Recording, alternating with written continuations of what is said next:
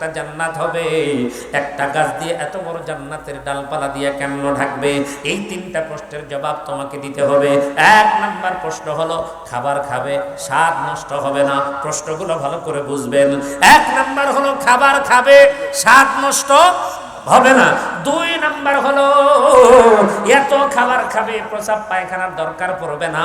আর 3 number হলো একটা গাছ দিয়ে পুরো জান্নাতটা কেমনে ঢাকবে। এই 3টা প্রশ্নের জবাব যদি তুমি দিতে পারো, তুমি যা বলবে আমি তাই শুনবো। জুনায়েদ বাগদাদী রাহমাতুল্লাহ আলাইহি ডাক দিয়ে কয়, 1 বদনা পানি। সুবহানাল্লাহ বলবেন না?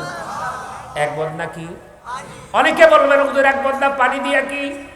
মৌলবীদের কাছে কিন্তু ড্যাগার নাই, মৌলবীদের কাছে কিন্তু তরবারি নাই, মৌলবীদের কাছে কিন্তু বোমা নাই, মৌলবীদের কাছে বন্ধুরা আমার অস্ত্র নাই। মৌলবীদের কাছে অস্ত্র হলো 1 বদনা পানি আর 2 ফোঁটা চোখের পানি। 1 বদনা পানি কেন ওযু করব? ইস্তাঈনু বিস-সাবরি ওয়াস-সালাহ। সাহায্যের যখন দরকার হবে নামাজের মাধ্যমে, ধৈর্য সহকারে নামাজের মাধ্যমে আল্লাহর কাছে সাহায্য চাও। কার কাছে?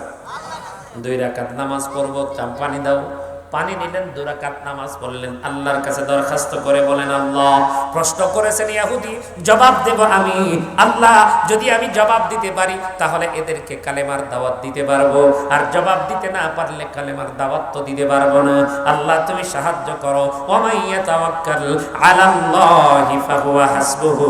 বান্দা যখন আল্লাহর উপরে তাওয়াক্কুল করে, আল্লাহ রাব্বুল আলামিন বান্দার সাহায্যকারী হয়ে যায়। এখন আপনারা বুঝে থাকলে বলেন তো দেখি, এরই তো একজন মোল্লা মানুষ, মোল্লার মাথার মধ্যে বুদ্ধি আছে না নাই? হুজুরদের মাথার বুদ্ধি কম না বেশি? কি মনে হয় আপনাদের? অনেকেই তো মনে করে মৌলবীদের মাথার কি নাই। ছোট্ট একটা গল্প বলি আপনাদের সামনে।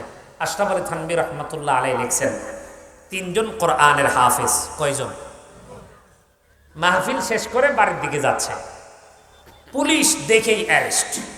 এক সময় ছিল না, টুপিওয়ালা বাইরে দেখলি গো জঙ্গি, অ্যারেস্ট করছে, ধরে নিয়ে গেছে থানা। এখন কেস লিখবে, 3 জনের নাম বলতিস, বলো তোমার নাম কি? এনারা 3 জন তো কোনো অপরাধী না।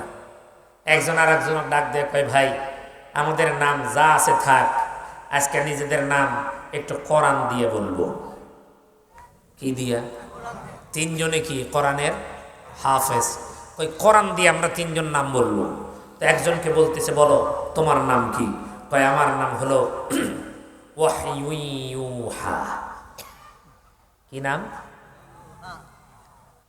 মাদ্রাসার ছাত্র ছাড়া উচ্চারণ করা অত সহজ না।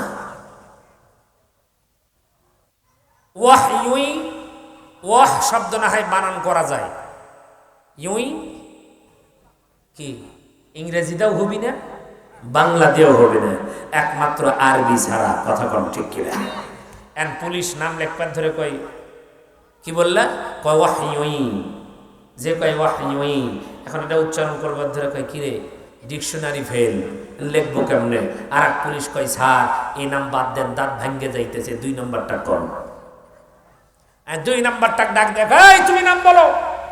আমার নাম একটু সহজ আছে। কি? আমার নাম হলো লুজ্জিয়াগশা। কোরআনুল কারীমের ভিতরে কয়েকটা শব্দ আছে যেই শব্দগুলো উচ্চারণ করা বড় কঠিন। এখন ডাক দেখে লুজ বানান না হয় পারবো, কিন্তু এটা কি দিয়ে হবে? এখন ডাক দেখে 2 জনেরটা যখন হলো না, তাহলে 3 নাম্বারটা শোনেন। 3 নাম্বার জনক ডাক দেয়া বলে, তুমি একটু সহজ করে তোমার নামটা বলো। ডাক দেয়া বলতেছে, আমার নামটা তো আরো সহজ, টেনশন করার কোনো কারণ নাই, আমার নামটা হলো দুররিয়ুকাদ। আল্লাহু আকবার, জোরে বলে। যখন 3 জন 3টা নাম বলেছে, এই 3টা নাম বলার পরে আসলে তো তার নাম লেখার মতো আর কোনো কায়দা পায় না। কয় নাম তো ভাই আসলে কি তোমাদের এই নাম?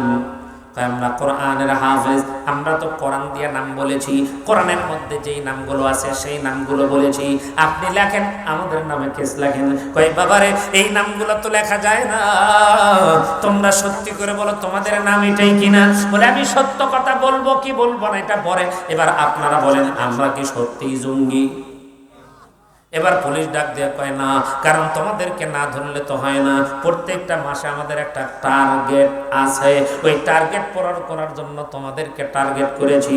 বলে তোমরা যেহেতু আমাদেরকে টার্গেট করেছো, আমি আল্লাহর কোরআন দিয়ে নাম বলেছি, এবার ডাক দিয়ে কয় যাও তোমাদেরকে ছেড়ে দিলাম, আমি শুধু বুঝানোর জন্য বলতেছিলাম। কোরআনের হাফেজ যারা হয়, আলেম ওলামা যারা হয়, ইউতিল হিকমাতা মাইয়াশা।